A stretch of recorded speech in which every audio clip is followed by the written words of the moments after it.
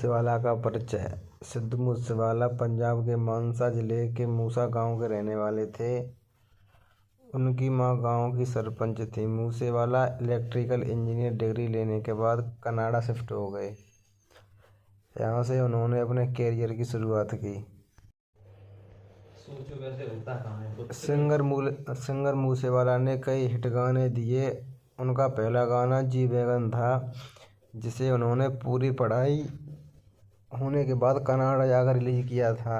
इस गाने से उनकी पहचान बन गई। भारत और कनाडा में लाइव करने के बाद उनकी लोकप्रियता बढ़ गई, जिसके बाद उन्हें टूचन Punjabi film Dakuaan Da Munda, the dollar song और जट्टा दा मुकाबला समेत कई सुपर हिट गाने दिए। गाने भी वह खुद ही लिखा करते थे। उनके एक एक गाने को मिलियन व्यूज मिल चुके हैं। पंजाबी सिंगर सिद्धू मूसेवाला को महंगी कारों का शौक था। उनके पास एक से एक बड़े ब्रांड की लग्जरी कारें थीं और उनके कार कलेक्शन में सफ़ेद रंग की range rover, Mercedes GM63, Mustang, Fortuner, jeep और टोयोटा समेत थार कई गाड़ियां थीं। सिंगर सिद्धू मूसेवाला की कुल संपत्ति। सिंगर सिद्धू मूसेवाला ने अपने दम पर बहुत ज़्यादा संपत्ति बना ली थी। महंगी गाड़ियां और उनके घर के अलावा उनके पास भरपूर ज्वेलरी और नकदी थी। एक रिपोर्ट के मुताबिक मूसेवाला के पास 5 करोड़ कैश, बैंक में 18 करोड़ की ज्वेलरी, जमीन जिनकी कीमतें करोड़ों में हैं। मीडिया रिपोर्ट के मुताबिक सिद्धू मूसेवाला की नेटवर्थ लगभग 35 करोड़ रुपए थी। उन्होंने अपने कैरियर की शुरुआत निंजा द्वारा गाए गीत लाइसेंस के गीत लिखने के साथ की और जी वैगन नामक युगल गीत पर अपने गायन कैरियर की शुरुआत की थी। अपने पदार्पण के बाद उन्होंने ब्राउन के साथ विभिन्न ट्रैकों के लिए सहयोग किया, जो विनम्र संगीत द्वारा जारी किए थे। मूसेवाला ने अपने ट्रैक सो हाई के साथ व्यापक ध्यान आकर्षित किया। 2018 में उन्होंने अपना पहला एल्बम PBX1 रिलीज किया, जो बिलबोर्ड कैनेडियन एल्बम चार्ट पर 66वें स्थान पर था। एल्बम के बाद उन्होंने स्वतंत्र रूप से अपने गाने जारी करना शुरू कर दिया। 2020 में मूसेवाला का नाम द गार्जियन द्वारा 50 और आने वाले कलाकारों में रखा गया। उनके 10 गाने UK यूएसए चार्ट पर शीर्ष पर हैं, जिनमें 2 चार्ट शीर्ष सबसे ऊपर हैं। उनका नाम बमिया बोले ग्लोबल यूट्यूब म्यूजिक चार्ट पर टॉप 5 में शामिल था। 2021 में उन्होंने मूव से टैप को रिलीज किया, जिसमें से कैनेडियन हॉट 100 UK, एशियन और न्यूजीलैंड हॉट चार्ट पर विश्व सहित पर चार्ट किए गए थे। मूसेवाला अपनी विवादिता गीतात्मक शैली के लिए जाने जाते थे और अक्सर बंदूक संस्कृतियों को बढ़ावा देते थे, जबकि धार्मिक भावनाओं को भी चुनौती देते थे, जैसा कि सिख धर्म में एक प्रतिष्ठित व्यक्ति माई भार्गव से संबंधित मामला था।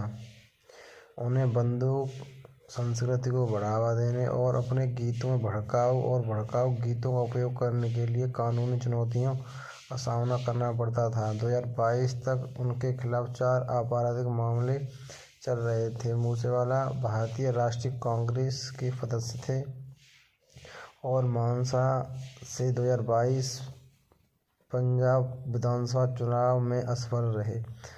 19 मई 2022 अज्ञात हमलावरों ने उनकी गोली मारकर हत्या कर दी थी। हत्या के बाद सोशल मीडिया के जरिए हत्या की जिम्मेदारी लॉरेंस बिश्नोई गैंग ने ली थी। उसके बाद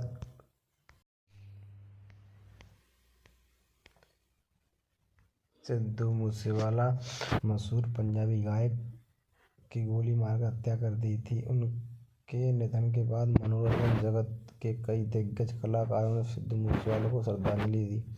सिद्धू मूसेवाला अपनी गायकी के साथ ही गानों के कारण हमेशा सुर्खियों में रहे। अपने गानों की बदौलत मूसेवाला ने देश ही नहीं बल्कि विदेशों तक अपनी पहचान बनाई थी।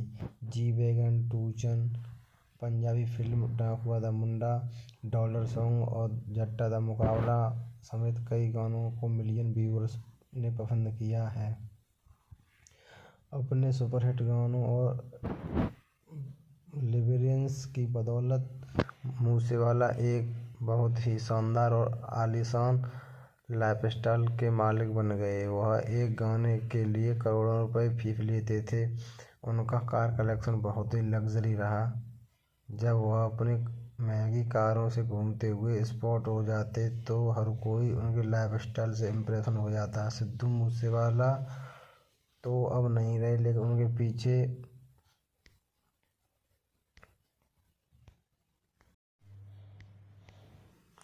उनकी एक महीने की इनकम 35 लाख रुपए थी लगभग। उनकी इनकम का जरिया म्यूजिक, फिल्म और टीवी शोज थे। मीडिया रिपोर्ट के मुताबिक सिद्धू मूसेवाला अपने एक लाइव कॉन्सर्ट के लिए 20 लाख रुपए चार्ज करते थे। साथ ही वो ब्रांड प्रमोशन करते थे। उसके बाद उन्होंने अपना नाम अमर कर दिया। सिद्धू मूसेवाला 2022 में विधानसभा चुनाव के समय सिद्धू ने अपनी सर्टिफिकेट में संपत्ति से जुड़ी जानकारी दी थी। उनके हिसाब से सिद्धू के पास 7 करोड़ 83 लाख रुपए की संपत्ति थी। अप्रैल 2022 तक पोस्टमार्टम रिपोर्ट में खुलासा हुआ है कि मूसेवाला के शरीर पर 19 गोलियां लगी थी और गोली लगने के 15 मिनट के भीतर उनकी मौत हो गई। रिपोर्ट में बताया गया है कि गोली लगने के बाद मूसेवाला को बहुत ही ज़्यादा ब्लीडिंग हुई, जिससे उनकी मौत हो गई। नई दिल्ली पुलिस ने पंजाबी सिंगर सिद्धू मूसेवाला की हत्या मर्डर में शामिल शूटरों की पहचान कर ली है। 6 शूटरों में से 4 पंजाब के मानसा में हुई हत्या के सीधे तौर पर शामिल थे। हत्याकांड के पीछे लॉरेंस बिश्नोई गैंगस्टर का हाथ है। कैरियर की सफलता के साथ ही मूसेवाला की कमाई बढ़ी। पंजाब में उनकी आलीशान हवेली है। इसके अलावा कनाडा में मूसेवाला का घर भी है। आइए हम हनी सिंह के बारे में जानते हैं। हनी सिंह कौन है? हनी सिंह, जिन्हें आप यो-यो हनी सिंह के नाम से जाना जाता है, ये पंजाबी रैपर, गायक, संगीतकार हैं और फिल्म अभिनेता भी हैं। हनी सिंह ने अपने कार्यकाल की शुरुआत एक सत्र और रिकॉर्डिंग कलाकार के तौर पर 2006 में की थी और जल्द ही वह भांगड़ा संगीतकार बन गए। हनी सिंह ने अपना हाथ बॉलीवुड में आजमाया है और वर्तमान में वो किसी भी गाने के लिए सबसे ज़्यादा पारिश्रमिक लेने वाले कलाकार बन गए हैं। आजकल लगभग हर फिल्म में उनका एक गाना होता ही है। रैप गायन उन्होंने इंग्लैंड के ट्रिनिटी विश्वविद्यालय यानी स्कूल ऑफ ट्रिनिटी में सीखा था। प्रारंभिक जीवन बॉलीवुड में अपने धमाकेदार संगीत से हंगामा मचाने वाले रैपर, म्यूजिक प्रोड्यूसर, सिंगर जो यो-यो हनी सिंह के नाम से जाने जाते थे। यो-यो हनी सिंह का जन्म 15 मार्च 1983 को होशियारपुर, पंजाब के एक सिख परिवार में हुआ। यो-यो हनी सिंह का असली नाम हरदेश सिंह है, जो लोगों द्वारा और अपने स्टेज के नाम यो-यो हनी सिंह या हनी सिंह से जाना जाता है। हरदेश सिंह ने संगीत का अध्ययन ब्रिटेन में ट्रिनिटी स्कूल में किया और बाद में वे अपने परिवार के साथ दिल्ली चले गए। हनी सिंह द्वारा गाने गाए गए खोल बोतला 2006 में गाया गया था। बेगानार, भगत सिंह, डांस विद 2009 में, ऐसे बहुत सारे गाने गाए उन्होंने। 2013 तक देसी कलाकार एक एल्बम रिलीज की। बॉलीवुड की शुरुआत। वे बॉलीवुड में काफ़ी चर्चित नाम हो चुके हैं। ये फिल्म शकल में मत जा में पहली बार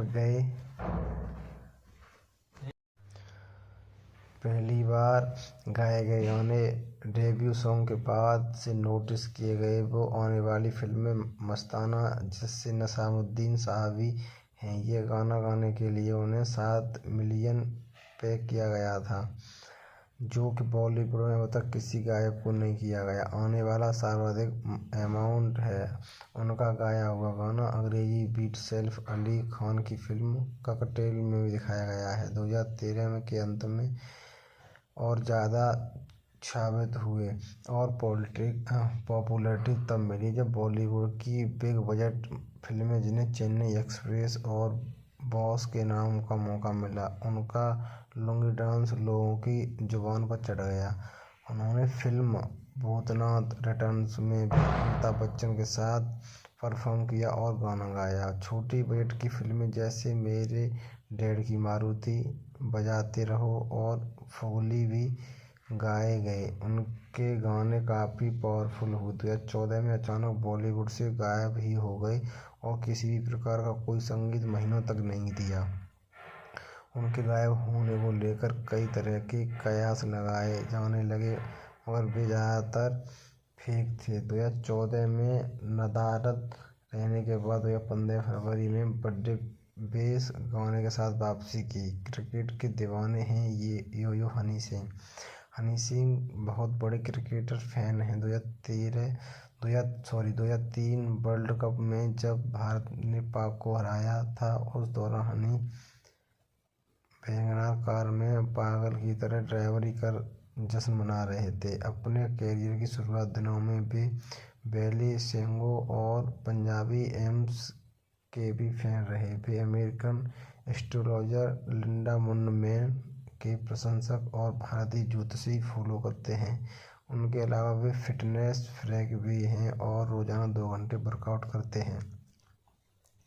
यो हनी सिंह की पर्सनल लाइफ रही चर्चित। वैसे तो हनी सिंह अपने गानों को लेकर हमेशा ही चर्चा में रहते हैं, लेकिन पर्सनल लाइफ को लेकर भी वे सुर्खियों में बने हैं। पिछले साल अगस्त तक इस बात पर सस्पेंस था कि वे शादीशुदा हैं या नहीं, लेकिन रियलिटी शो रॉ स्टार में अचानक पत्नी शालिनी को लाकर उन्होंने अपने शादीशुदा होने की पुष्टि की। इससे पहले इंटरनेट पर इनकी शादी की फोटोज भी वायरल नहीं हुई थी, लेकिन हनी सिंह ने उन्हें फोटोशूट बताया था।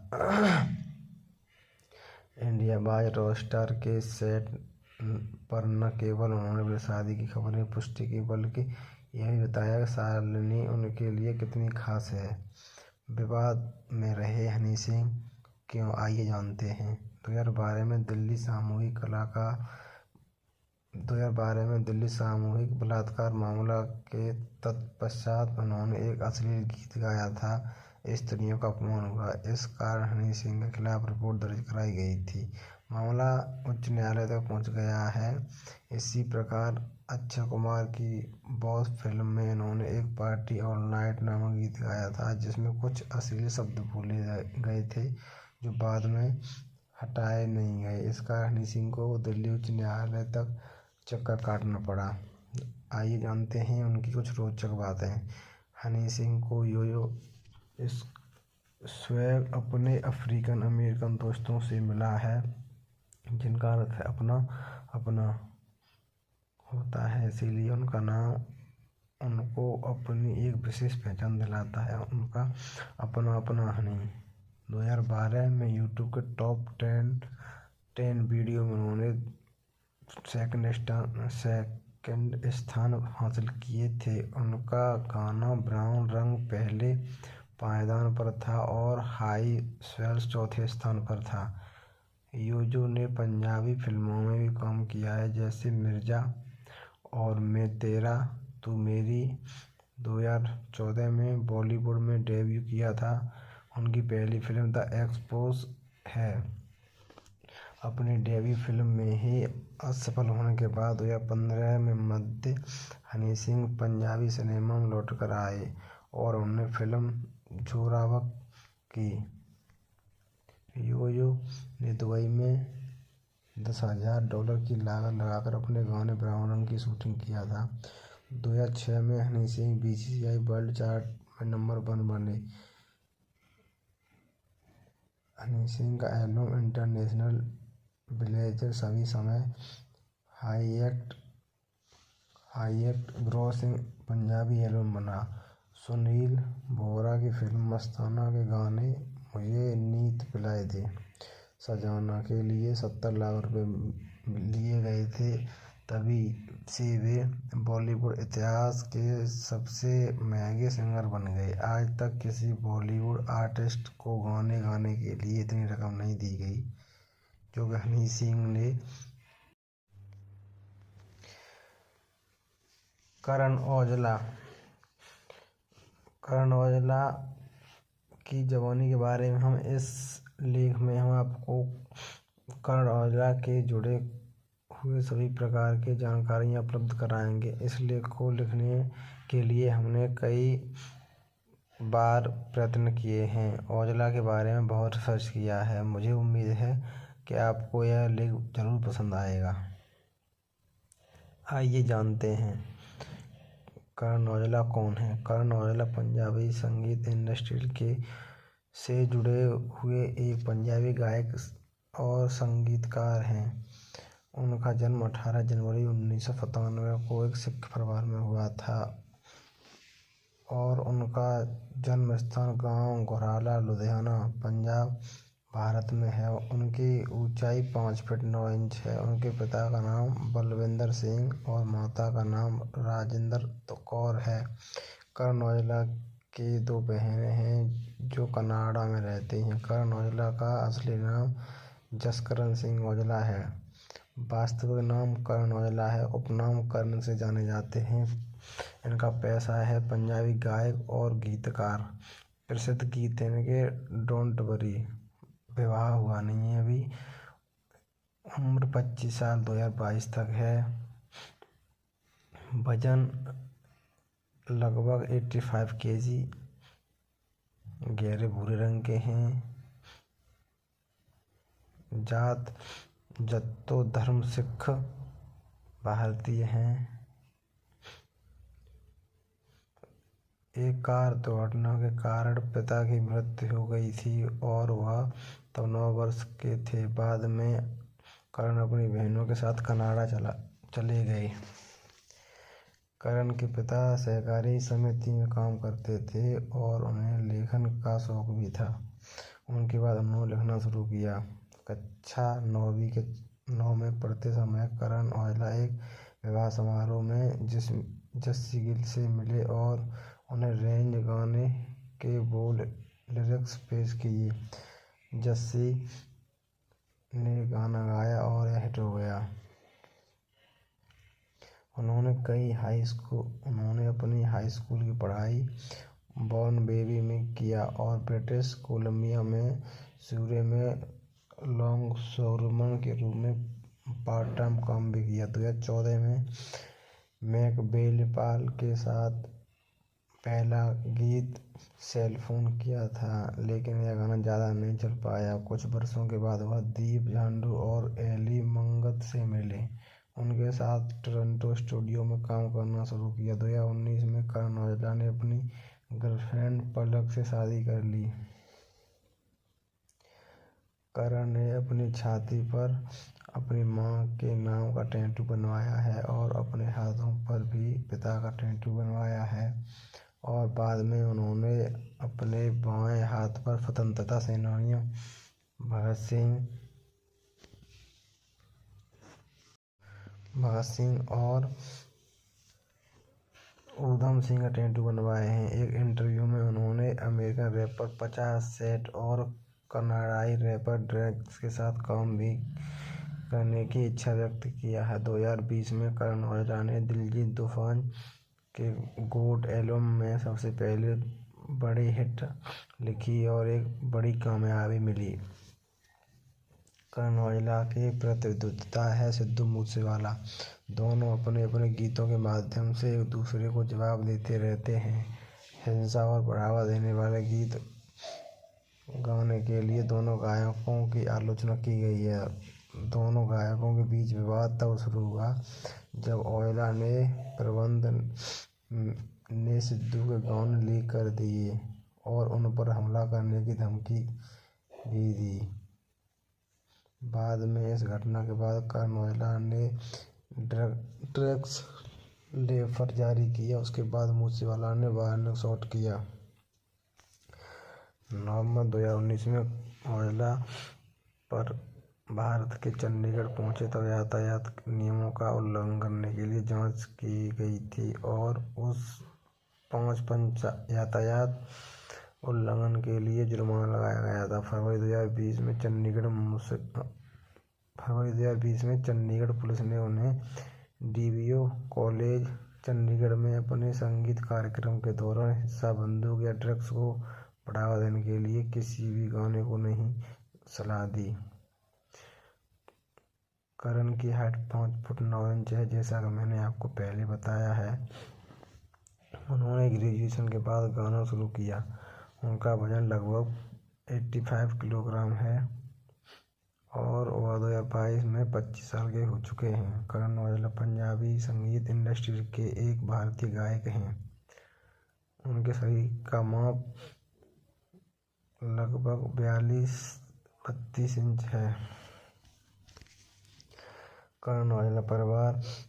माता पिता का नाम। करण औजला का जन्म 18 जनवरी 1997 को घोरला गांव, लुधियाना, पंजाब, भारत में हुआ। करण औजला सिख परिवार से ताल्लुक़ रखते हैं।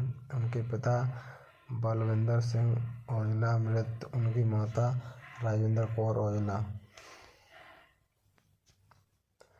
करण औजला गाने की सूची: लाफेफ 9, बंदूक, stock, don't worry, up down, हाँ हैंगे हाँ, मैक्सिको, चिट्टा कुत्ता, don't luck, Jhanjhra, red eyes, क्या बात है, आंधियाँ। उत्तर प्रदेश 2019 में उन्होंने अपनी गर्लफ्रेंड पलक से सगाई की थी। उस साल उन्होंने अपनी दाहिनी बांह पर अपनी मां के चेहरे पर टैटू बनवाया। आज से लेख में हमने जाना है कि करण औजला बायोग्राफी इन हिंदी। करण औजला की जीवनी के बारे में मुझे उम्मीद है कि आपको इस लेखनी के जरिए करण औजला के जीवन के बारे में जानकारी प्राप्त हुई होगी। बहुत आइए हम बात करते हैं एमवे बंताई रैपर की। एमवे बंताई का असली नाम शाहरुख शेख है। ये हिप हॉप रैप सॉन्ग गाते हैं और बनाते भी हैं और यह एक बहुत ही गरीब परिवार से हैं। बंताई भाई का खुद यूट्यूब चैनल भी है। ये बहुत कम समय में सोशल मीडिया पर बहुत ज़्यादा नाम और पैसा कमा लिए हैं। एमवे बंताई का जन्म 13 नवंबर 1995 में बेंगलुरु के कर्नाटक में हुआ था। इनका कद 5 फुट 6 इंच है। ये भारत के रहने वाले हैं। इनका धर्म इस्लाम है। एमवे बंताई एक छोटी सी गली से निकले हुए एक बड़े हिप हॉप रैप स्टार और अभिनेता हैं। इनके चाहने वाले लाखों करोड़ों में तादाद में हैं। पहले ये बहुत गरीब थे और मुंबई में एक छोटे से कमरे में अपनी फैमिली के साथ रहते थे। लेकिन जब अपने टैलेंट के दम पर एमवे बंताई ने अपनी गरीबी को दूर कर दिया और फाइनेंशियली अच्छे हुए। इनका जन्म 13 नवंबर 1995 को एक गरीब मुस्लिम फैमिली में हुआ था। इस बात में कोई संदेह नहीं है। ये बहुत ही अच्छे नेचुरल इंसान हैं। इन्होंने अपने सोशल मीडिया अकाउंट पर पॉलीथेनिक बैग के कम उपयोग किए हैं। सामाजिक काम को फैसले में लेके आए हैं। इनका नाम शाहरुख शेख था। उपनाम एमवे बंताई से हम लोग जानते हैं। इनका जन्म बेंगलुरु कर्नाटक में हुआ है। ये भारतीय हैं। ये एक रैपर भी हैं। एमवे बंताई का एक गाना बहुत ज़्यादा फेमस हुआ है जिसे हम जिसे टिकटॉक जैसे प्लेटफॉर्म पर क्रिएटर यूज़ करते रहे हैं। सॉन्ग का नाम है मचाएंगे, जो ये यूट्यूब पर रिलीज होते ही ट्रेंडिंग में चल गया था। अब तो ये दिन एक भी ऐसा सॉन्ग यूट्यूब पर अपलोड होता है वो कुछ घंटों बाद ही ट्रेंडिंग में चला जाता है। इनका एक यूट्यूब चैनल है जिसे आपको ढेर सारे गाने आपको मिल जाएंगे। एमवी बंताई का कहना है उनको रफ्तार दिल्ली बुलाता था सिंगिंग करने के लिए तथा एक चीज़ के लिए बंताई से के साथ मिलकर एक गाना बनाए, लेकिन ऐसा हुआ नहीं। लड़ाई की वजह यह है कि रफ्तार ने बताया डिवाइन रैप के मामले एम बंताई से बड़े हैं। इसी बात को लेकर एम बंताई ने डिस्ट्रैक निकाली और डिस्ट्रैक का नाम कुछ इस प्रकार थे। समझ में आया क्या? एम बंताई। दूसरा था शेख चिल्ली रफ्तार और तीसरा था गिरा फादर एम बंताई। चौथा था खत्म। एम बंताई के बारे में कुछ महत्वपूर्ण रोचक तथ्य आइए हम आपको बताते हैं। एम बंताई का पूरा नाम शाहरुख शेख है। एम बंताई ने जोया अख्तर की फिल्म गुल्ली बॉय की शूटिंग की है। ये करीब 60 लाख कमाते हैं। एम बंताई मुंबई सिटी में बंताई स्टूडियो के मालिक हैं। बंताई खुद को एक स्वतंत्र कलाकार के रूप में बुलाता है। बंताई इन्होंने एक सॉन्ग में कहा है कि उनको रैप करने का सीख एमी वेमन से मिली है। इस पोस्ट में हमने एमी बंताई की biography, Hindi song, age, height के बारे में डिटेल में पढ़ा है और जाना है। एक बहुत अच्छे कलाकार हैं और इनकी हिप हॉप सॉन्ग गाने स्टाइल काफ़ी अलग होता है। मुझे उम्मीद है कि आपको ये पोस्ट अच्छी लगी होगी। दोस्तों, अगर ये पोस्ट आपको अच्छी लगी हो तो नीचे दिए गए बटन पर क्लिक करें। एम बंताई एक काफ़ी पॉपुलर रैपर, गायक, writer, editor, music composer, dancer और यूट्यूबर स्टार हैं। इनकी यूट्यूब में इतनी ज़्यादा लोकप्रियता है कि इनके हर गाने और रैप सॉन्ग ट्रेंड पर रहे हैं। यूट्यूब चैनल में इनकी पॉपुलैरिटी टॉप 10 में गिनी जाती है और इनके 18.7 मिलियन सब्सक्राइबर यूट्यूब चैनल पर हैं। चलिए हम आपको एमी बंताई के जीवन से परिचित कराते हैं और इनकी सफलता और संघर्ष और कठिनाइयों से हम सबको जीवन में कुछ करने का मार्गदर्शन मिलता है। एमी बंताई प्रारंभिक शिक्षा इस स्कूल से शहर मुंबई महाराष्ट्र की।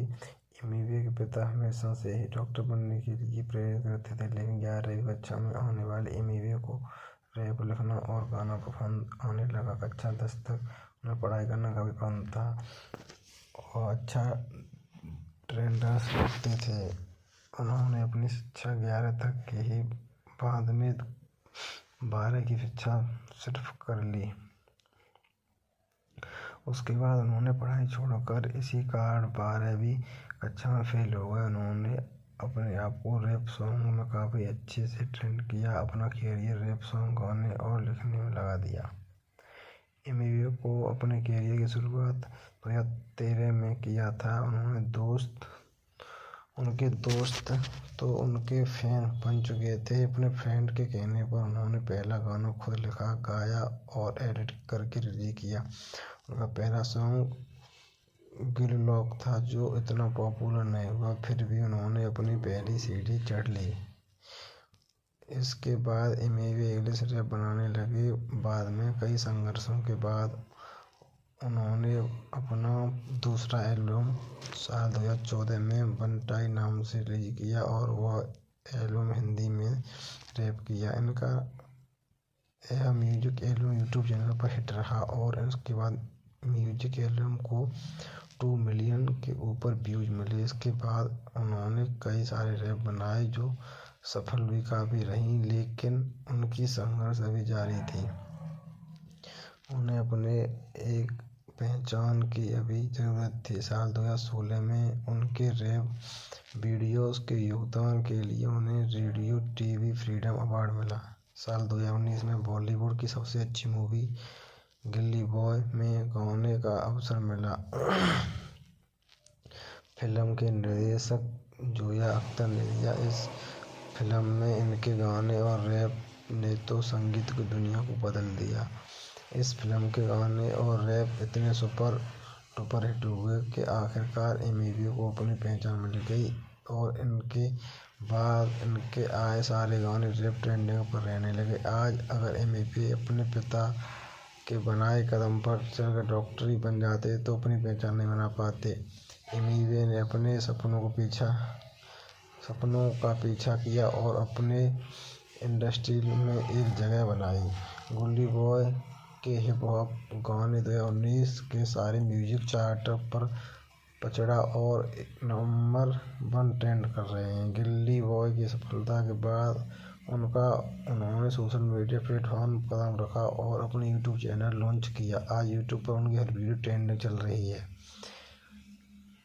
इन्हें बनता है कि आओ नेटवर्क के बारे में बात करते हैं। एक समय था जहां बटाई छोटे के कैफे में कमाई करते थे और सिर्फ हजारों में कमाते थे, लेकिन अपने संघर्ष और कौशल से वह एक सफल यूट्यूबर बन चुके हैं और इनकी गिनती टॉप 10 में आती है। इनकी कमाई की स्रोत म्यूजिक वीडियोस, कंसर्ट, स्पॉन्सरशिप करके इनकी कमाई होती है। प्रत्येक वीडियो के लिए उन्हें 10 लाख तक मिलता है और इन्हें सालाना 10 मिलियन की इनकम प्राप्त होती है।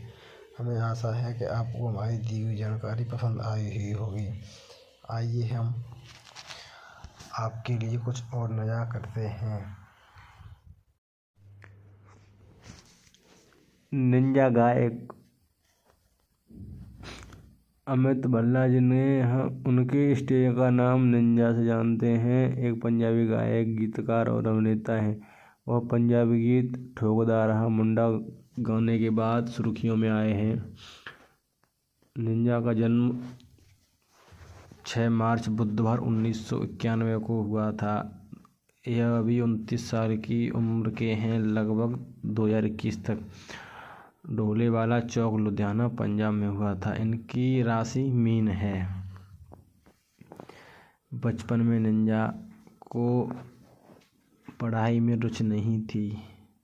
छोटी उम्र से ही उनका झुकाव गीत की ओर रहा था। उनके पिता एक छोटे से संगीत कैफे के मालिक थे, जहां निंजा कुलदीप माणक के गाने सुनते थे और उनके साथ गाते थे। उन्होंने अपना पहला स्टेज प्रदर्शन तब किया जब वे कक्षा 8 में थे।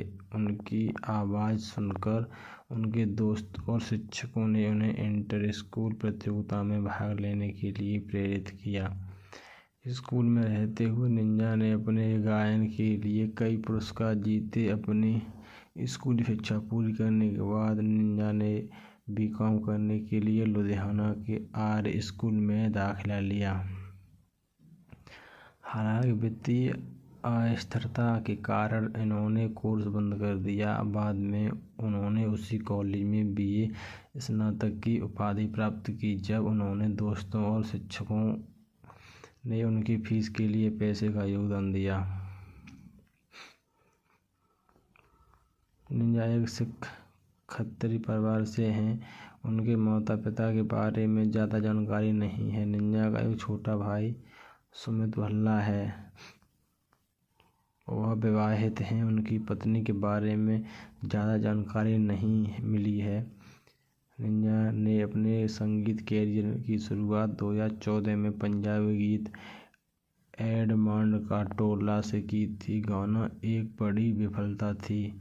उसके बाद उन्होंने पंजाबी गीत ठोकदा रहा मुंडा रिलीज किया, जो बहुत सुपर हिट हुआ और निंजा पहचान अर्जित की। इसके बाद उन्होंने छल्ला यानी दुश्मन, जट्टन दा पुत, मादा हो गया, ओ क्यों नहीं जान सके, गल जतन वाली आदत और पैड़ान जैसी कई पंजाबी हिट गानों के लिए जाने लगे। इन्होंने 2017 में फिल्म तन्ना मेरिया से अभिनय की शुरुआत की। इसके बाद वह हाई एंड यारियां, अरदब, मुटियारा, दूरबीन और जिंदगी जिंदाबाद जैसी फिल्मों में दिखाई दी।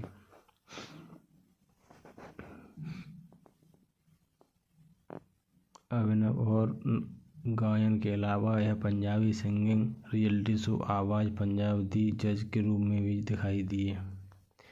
इन्होंने भारत और विदेशों में कई स्टेज शो लाइव किए हैं।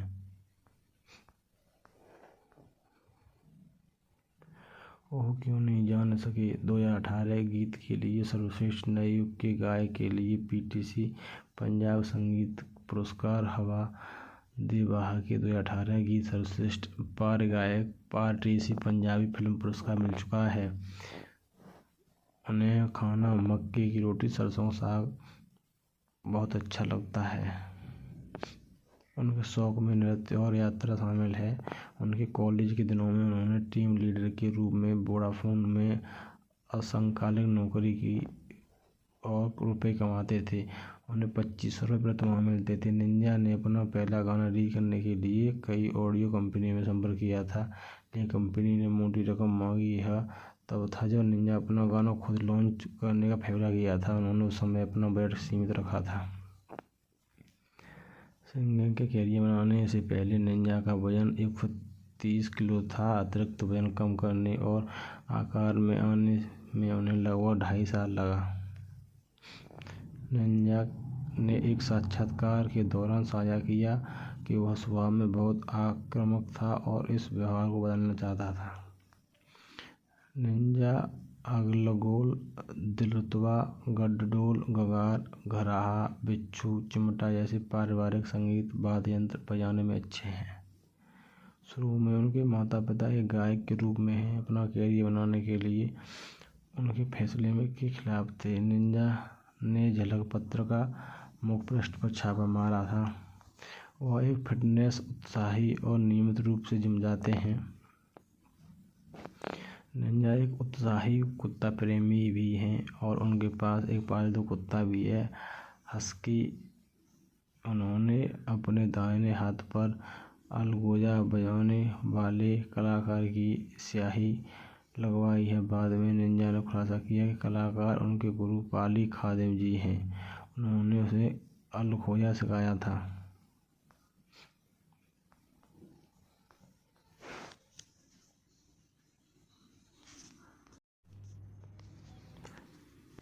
निंजा लग्जरी कारों के शौकीन भी थे। सिंगर के हाल ही में खरीदी थी।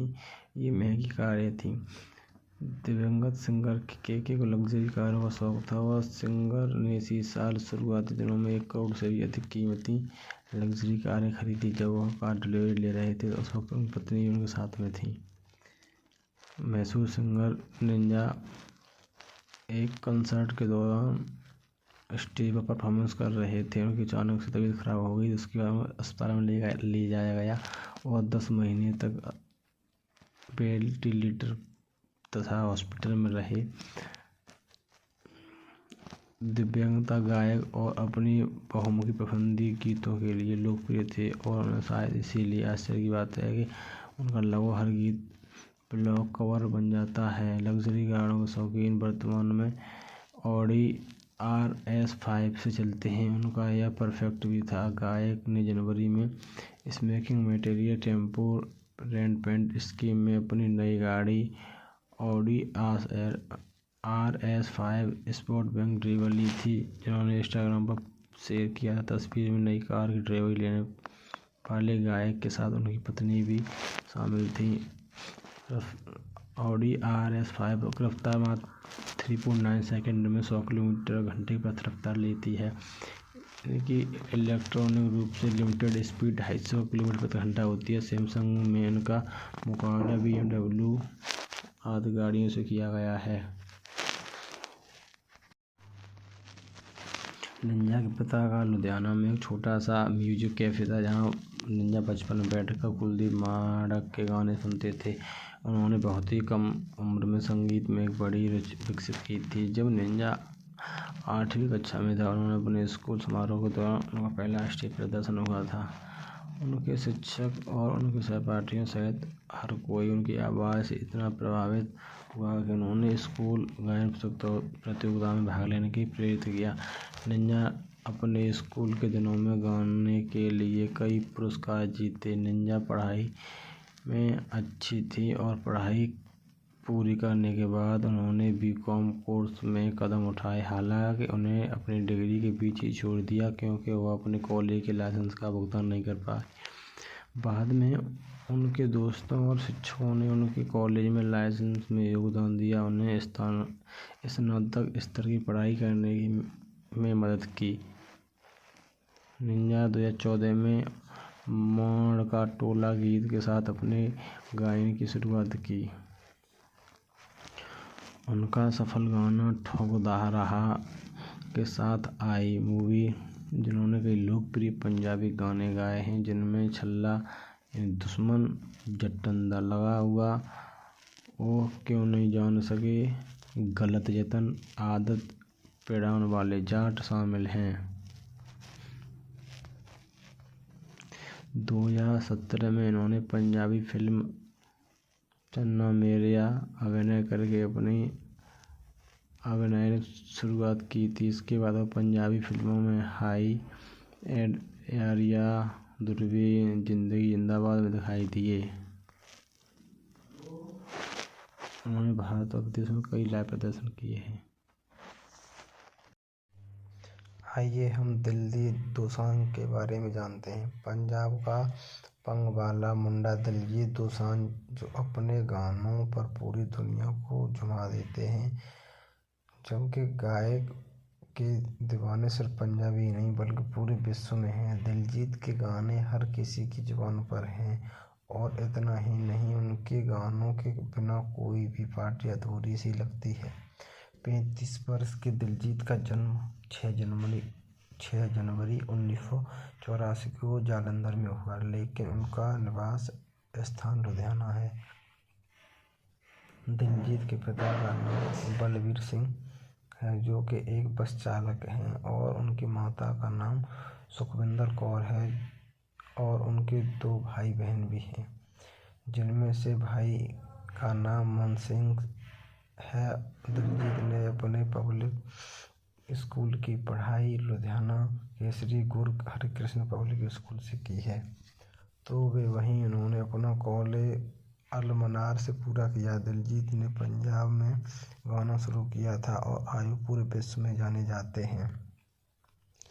दिलजीत दोसांझ फिल्मी कैरियर की शुरुआत। दिलजीत दोसांझ के इस सफलता के सफर में नज़र डालते हैं। उन्होंने खुद को इस मुकाम तक पहुंचाने के लिए कड़ी मेहनत की है और उनका सफर भी बेहद संघर्षपूर्ण रहा है, जिनके बावजूद उन्होंने कभी हार नहीं मानी। दिलजीत ने अपने कैरियर की शुरुआत 2000 में आई अपनी पंजाबी एल्बम से की थी, जिनका नाम एक्स दा उड़ा एड़ा। अगर आप दिलजीत को उस एल्बम में देखें और अब देखेंगे तो आप उन्हें बिल्कुल नहीं पहचान पाएंगे। फिल्मों में दिलजीत ने अपना पहला कदम 2010 में आई फिल्म मेल करा दे के जरिए रखा था, जिसमें दर्शकों को उनका काम बेहद पसंद आया। दिलजीत ने अपनी स्कूली शिक्षा प्राप्त करते हुए गुरुद्वारों में अभिनय शुरू कर दिया था। एक समय ऐसा भी आया जब उन्होंने फिल्मों में लगातार अभिनय करना शुरू किया, तो वो आमतौर पर मुख्य अभिनेता और उनकी अदाकारी के लोग कायल हो गए। उनकी फिल्म जट एंड जूलियट और जट एंड जूलियट 2 ने पंजाबी फिल्मों के सभी रिकॉर्ड तोड़ दिए, तो साथ ही यो यो हनी सिंह के साथ उनका एक गीत लक द कुड़ी ऑफ सुपरहिट हुआ। दिलजीत को कई अवार्ड से नवाजा गया है। दिलजीत दोसांझ की निजी जिंदगी के बारे में जानते हैं। दिलजीत दोसांझ ने निजी जिंदगी के बारे में बात करें तो वह बहुत ही शर्मीले स्वभाव के इंसान हैं और अपनी मासूमियत से लोगों के दिलों में अपनी खास जगह बना लेते हैं। दिलजीत वैवाहिक हैं या नहीं यह किसी को नहीं पता, लेकिन अक्सर ऐसी खबरें आती हैं कि उन्होंने संदीप कौर नामक की महिला से विवाह कर लिया है।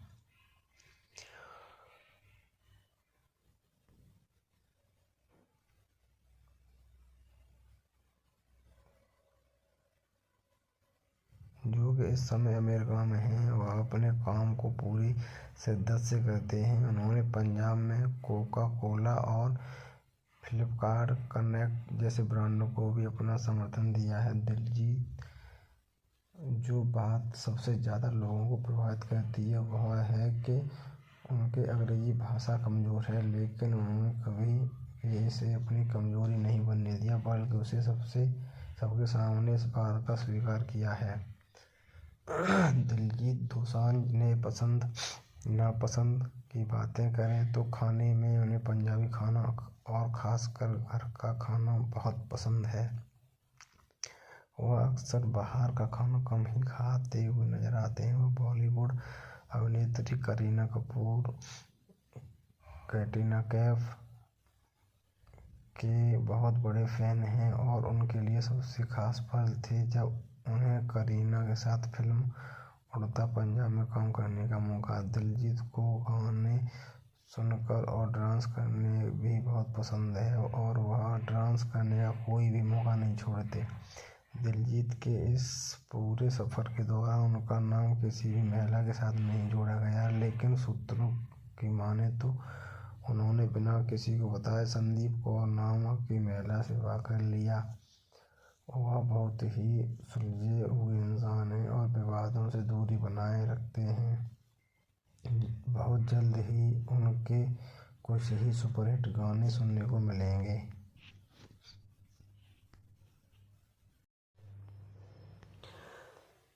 रफ्तार का पूरा नाम दिली नायर है, जो कि एक भारतीय रैपर हैं, गीतकार और डांसर हैं। इन्होंने अपनी कैरियर 2008 में एक रैपर के रूप में की थी। रफ्तार ने गोलू और यंग अमली के साथ अपने कैरियर की शुरुआत एक गाने के जरिए की और इन्हें सोशल साइट पर अपलोड किया, जिसके बाद इन्होंने यो हनी सिंह के साथ काम करना शुरू किया। इन्हें सपोर्ट इनके दोस्त अंकित खन्ना ने किया और इन्हें पंजाबी संगीत एम्बेसडर से परिचित कराया, जिन्होंने उन्हें अपने लेबल 3 रिकॉर्ड्स में साइन किया। RCD के सदस्य के बीच फुट के तुरंत बाद मंजीत राव, जिसके अब मंजू मुसन के नाम से जाना जाता है, इससे जुड़े हैं। इन्होंने अपने एकल कैरियर की शुरुआत की। रफ्तार की ब्रिट एशिया टीवी म्यूजिक अवार्ड से मंच में मुसाफिर साथ स्वैग मेरा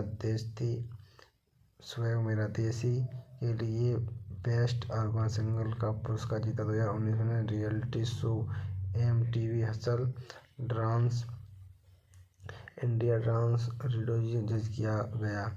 इनका जन्म दिल्ली स्थित मलायली माता पिता के तिरुवनंतपुरम केरल में हुआ है। इन्होंने अपना कैरियर 2008 में लील गोलू और यंग अमली इक्का के नाम से जाना जाते हैं। इनके बाद इन्होंने हनी सिंह के साथ अपने काम में शुरुआत की, माफिया मुंडरे ग्रुप के सदस्य रूप में, जिनके बाद इन्होंने ग्रुप को छोड़ दिया। अपना 2013 में पहली film WTF fitness the future release के बाद इन्होंने अपना बॉलीवुड डेब्यू तमंचे पिटिस्को गीत में किया, जो बाद में सुपरहिट रहा। इनका जन्म 16 नवंबर 1988 को हुआ था। इनका घर दिल्ली में है। ये जात क्षत्रिय हैं, हिंदू हैं। रफ्तार ने अपना कैरियर 2008 में शुरू किया था और काफ़ी जल्दी ही अपने जीवन में सफलता का मुख देखा।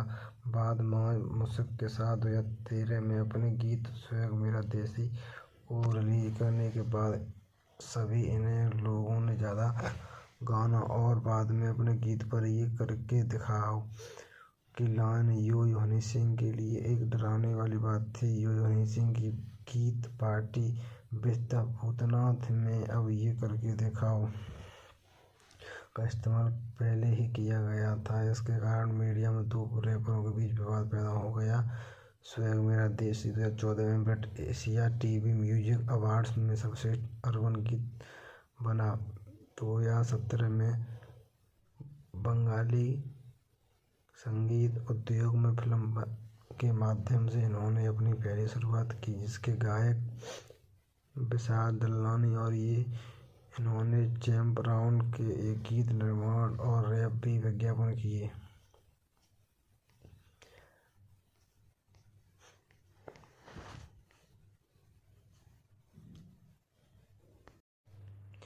आज हम बात करते हैं जाने माने रैपर, भारत के जाने माने सिंगर रैपर मशहूर रफ्तार के बारे में। रफ्तार वर्तमान भारत के टॉप रैपर में से एक है, जिन्होंने अपनी गायकी से लोगों का दिल जीत लिया है।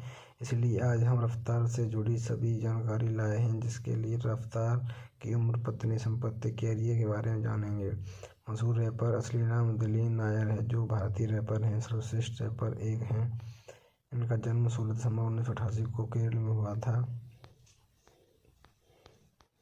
रैपर की दुनिया में टॉप पर्सनैलिटी माने जाने वाले दिलीप नायर और रफ्तार का जन्म 16 नवंबर 1988 को केरल में राजधानी तिरुवनंतपुरम में हुआ था। इनकी माता जॉब करती थी, उनके पिता रेलवे में काम करते थे।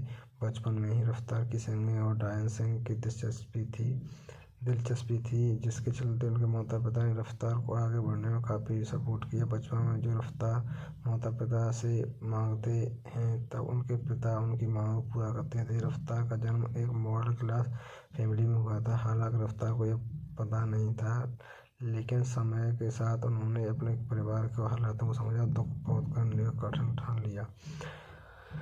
अपने सिंगिंग और डांसर को आगे ले जाते हुए रफ्तार ने दिल्ली जाने का ठान लिया। उनके बाद रफ्तार दिल्ली आ गया। उन्होंने एक डांसर के रूप में शुरुआत की। इन्होंने एक प्रतियोगिता में हिस्सा लिया, जिससे सेलिब्रिटी भी आए थे। हालांकि वो लंबे समय तक इस कंपटीशन में नहीं रहे। इसके बाद उन्होंने अपना हाथ सिंगिंग में आजमाया। उन्होंने सिंगिंग के साथ साथ रैपिंग भी की। इसी बीच रफ्तार की मुलाकात लीला गोलू का से हुई। उन्होंने रैपिंग सॉन्ग किया करते थे। उस समय overcoat fashion model media platform था, जहां रफ्तार और उनके दो साथी रैपिंग रिकॉर्ड कर आउटकोट पर अपलोड किया करते थे। रफ्तार और उनके दो साथी रैंकिंग आगे जाते हुए दिख रहे थे। रफ्तार रैप की दुनिया में अपना नाम बनाने लगे। इसी बीच रफ्तार माफिया मॉडल माफिया ग्रुप से जुड़ गए। बड़े बड़े नाम शामिल थे। हालांकि ग्रुप में ही हनी, बादशाह, अल्फाज, जे स्टार भी शामिल थे। इस ग्रुप के सभी स्टार कड़ी मेहनत करने लगे और इंटरनेट ब्लेजर नाम भी एक एल्बम रिलीज की, जहां इस एल्बम के कई गाने पॉपुलर हो गए। लेकिन वही रफ्तार काफ़ी निराश थे, क्योंकि उन्होंने काफ़ी मेहनत की थी, जिसके अनुसार उन्हें इनका फल नहीं मिल सका। अंत में रफ्तार ने माफिया मॉडल ग्रुप छोड़ दी शामिल हो गए। यह ग्रुप भी किसी कारणवश अलग हो गया। बता दें कि RDVC सिंगिंग म्यूजिक रफ्तार को दिया गया था। हेलो दोस्तों, चलो हम एक वीडियो की नई शुरुआत करते हैं परवेश वर्मा के बारे में। परवेश वर्मा बहुत ही प्रसिद्ध पंजाबी गायक हैं और उनके गाने बहुत लोग पसंद करते हैं। वह पंजाब में सर्वश्रेष्ठ और व्यापारिक सफल गायक हैं। परवेश वर्मा ने अपनी स्क्रीन पर पहली फिल्म पंजाब बोल्ड 2011 में उनकी गायन की पहली फिल्म में आ गया 2017 की भूमिका निभाई। उन्होंने 2015 के निर्देशक और मॉडल की शुरुआत ठोकाठा रे की स्थापना की। सिडनी, ऑस्ट्रेलिया में अपने शुरुआती दिनों के दौरान वह पब में बर्तन धोते थे। धीरे धीरे वह एक बारटेंडर बन गया और बाद में पब के प्रबंधक के रूप में कार्य किया। उन्होंने फिटनेस फर्म जिम में काम किया। परवेश वर्मा फिट दिखना चाहते हैं, यही वजह है कि जिम में जाते। परवेश वर्मा टैटू प्रेमी भी हैं और टैटू पसंद करते हैं। परवेश वर्मा का जन्म 3 जुलाई 1986 को पटियाला में हुआ था। वह पंजाबी परिवार में पैदा हुआ लड़का। उनके पिता का नाम डॉक्टर सतीश वर्मा है। वह एक प्रोफेसर और प्रसिद्ध पंजाबी लेखक हैं। परवेश वर्मा की मां का नाम परमजीत कौर है। वह एक गृहिणी है। परवेश वर्मा का एक छोटा भाई और एक बड़ी बहन है। उनकी बहन शादी से टाणा से हुई है। परमेश वर्मा ने यादव वेंड्रा पब्लिक स्कूल पटियाला से अपनी पढ़ाई पूरी की है। परमेश वर्मा ने कॉलेज छोड़ दिया और उसके बाद वह आगे अध्ययन के लिए सिडनी ऑस्ट्रेलिया चले गए। उन्होंने होटल प्रबंधन कोर्स के लिए खुद की नामांकित किया, लेकिन वह बाहर निकाल दिए और सिडनी में संघर्ष करने के बाद वह पंजाब लौट आए और अभिनय में अपना कैरियर बनाने का फैसला किया। इसके साथ साथ परमेश वर्मा के पिता पंजाब यूनिवर्सिटी में प्रोफेसर थे। उनके चलते वे यूनिवर्सिटी में स्टूडेंट को प्ले की रिहर्सल कराया करते थे, जो कि अक्सर उनके घर पर होती थी। मगर उसके कुछ समय बाद ही परमेश वर्मा ऑस्ट्रेलिया चले गए और वहाँ उनकी शादी हो गई, जिसके बाद परमेश वर्मा के लिए एक्टर बनने का सपना सदा के लिए टूट गया। परमेश वर्मा ऑस्ट्रेलिया में नहीं रहना चाहते, जिसके कुछ समय बाद ही परमेश ने अपने पिताजी से बात की और वापस भारत आ गए। परमेश वर्मा के पिताजी की पंजाब के मशहूर सिंगर गुरदास नाम के साथ अच्छी दोस्ती थी, जिसके लिए परमेश के पिता ने परमेश को काम दिलाने के लिए सूरदास मान के पास मुंबई भेज दिया। मगर वहाँ गुरदास नाम के बेटे गुरीकृत मान के कहने पर परमेश वर्मा ने एक्टिंग छोड़कर वीडियो डायरेक्टिंग की तरफ ध्यान दिया, जिसके बाद परमेश वर्मा वापस पंजाब आ गए, क्योंकि मुंबई में नए बंदे सेट होने में काफ़ी समय लग जाता है। जिसके बाद उन्होंने पंजाब आकर विनय पाल भुट्टर के साथ अपना पंजाबी गाना माफीनामा को शूट किया, जो कि फ्लॉप रहा। जिसके बाद परमेश वर्मा को काफ़ी दुख हुआ, अगर उन्होंने हिम्मत नहीं हारी और निंजा के साथ अगला गाना आदत शूट किया, जिससे उन्होंने एक्टिंग की और वह गाना सुपरहिट रहा। जिसके बाद निंजा के साथ ही अगला गाना कला कला ठोक रहा था, जिनको लोगों का जबरदस्त रेस्पॉन्स मिला। इसके साथ ही परमेश ने मनकीरत औलख के साथ जुगाड़ी जट गल्ला मिटिया गाने शूट किए, जिसके यूट्यूब पर मिलियन में व्यूज हुए और परमेश वर्मा स्टार बन गए।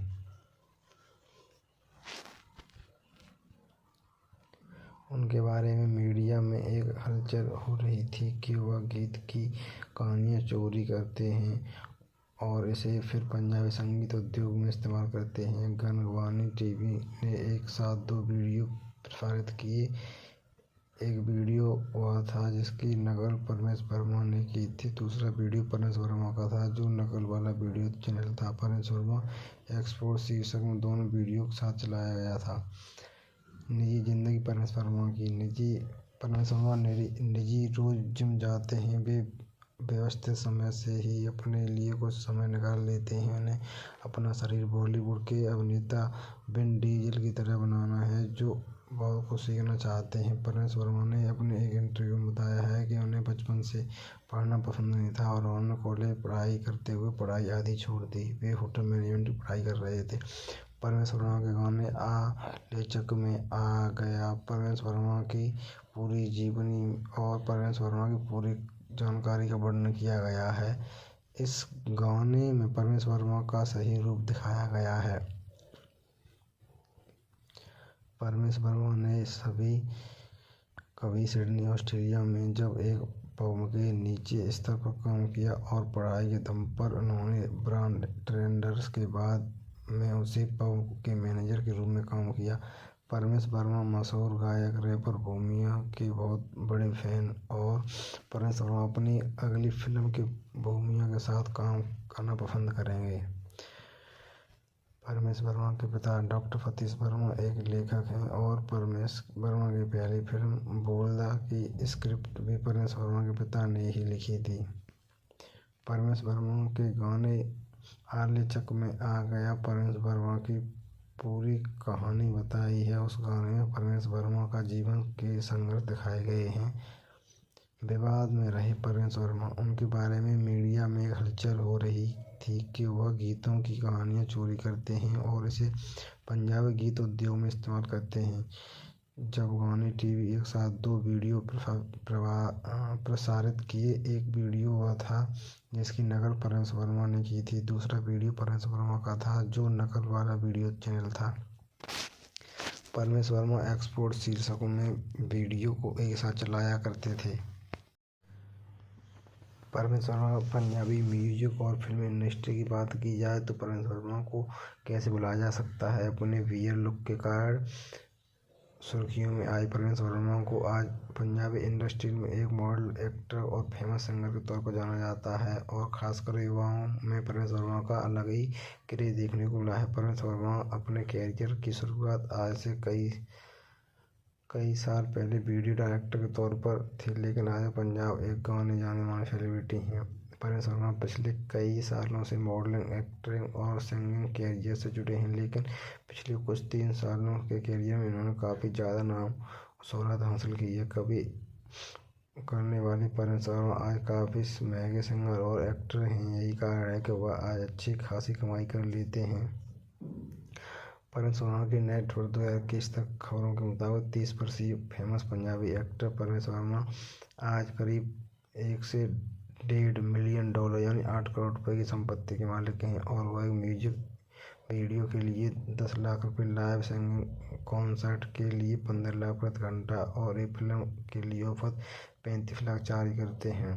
परेश वर्मा की कुल संपत्ति, उनके पास कई लग्जरी गाड़ियां, अपार्टमेंट मौजूद हैं। घरों की बात की जाए तो परेश वर्मा वैसे तो पटियाला के रहने वाले हैं और उनका पटियाला में एक आलीशान घर मौजूद है, लेकिन परेश वर्मा अपना ज़्यादातर चंडीगढ़ में बिताते हैं। परेश वर्मा के पास चंडीगढ़ एक आलीशान फ्लैट मौजूद है जिसकी कीमत काफ़ी ज़्यादा है। गाड़ियों की बात की जाए तो परेश वर्मा के पास 2.5 करोड़ की मर्सिडीज जी वैगन, 30 लाख की फॉर्च्यूनर, थार, बहुत सारी गाड़ियां हैं। परेश वर्मा के ज़्यादातर इनकम उनके एक्टिंग और सिंगिंग कैरियर पर निर्भर करती है, लेकिन एक सफल एक्टर और सिंगर होने के अलावा परेश वर्मा एक म्यूजिक डायरेक्टर और जिम ट्रेनर भी हैं। खबरों के मुताबिक परेश वर्मा चंडीगढ़ में एक लग्जरी जिम में एक ट्रेनर और ब्रांड एम्बेसडर के तौर पर काम करते हैं और इसके लिए वह अच्छी खासी रकम चार्ज करते हैं। इसके अलावा परेश वर्मा कई ट्रिमर और एल्कोहल जैसे प्रोडक्ट का विज्ञापन भी करते हैं।